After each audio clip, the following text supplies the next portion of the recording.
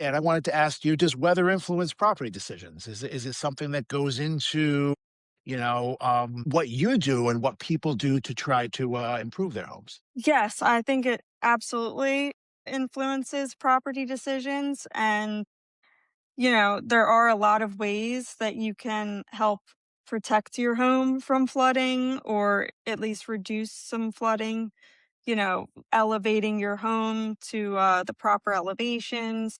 And even like small things like deciding on your landscaping plan. The more landscaping you have, the more it can absorb rainwater. So I think there's a lot of small and bigger ways you can make good decisions about improving your property. And in undertaking some of these improvements, no one likes regulations, and some people think, some towns, and not naming any specifically, are overregulated or just don't like dealing with them. But why do they exist, and why sometimes are there, yeah, a strict, I don't want to say a strict set, but a thorough set of regulations in flood-prone communities that we have many of up and down the Jersey Shore? Yeah, well, I didn't really get to see the big change. Actually, I started working in the construction office right after Superstorm Sandy.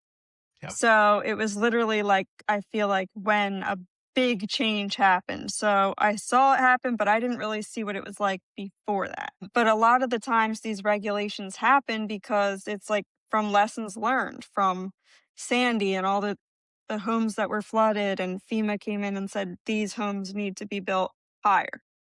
Yeah.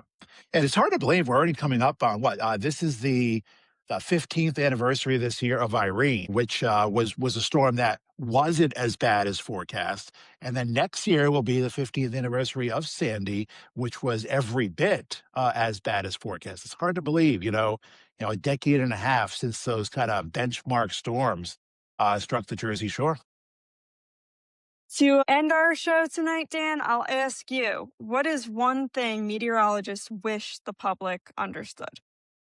That's a good question. I always wish that people would know that we take forecasting personally, and when we are wrong, we feel it personally. So it's not like we just blow it off and on to the next one.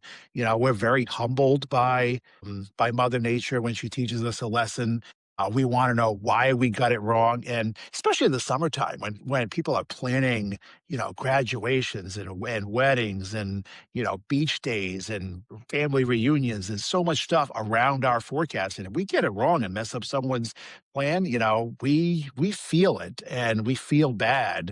And we take a lot of pride in trying to get the forecast right. So just know that when we don't, you know, it affects us. It hurts us too. And with especially with criticism these days, it's we hear a lot of complimentary stuff, but we also take the criticism to heart as well. So meteorologists feel your pain when a forecast doesn't go the way we think it's going to go.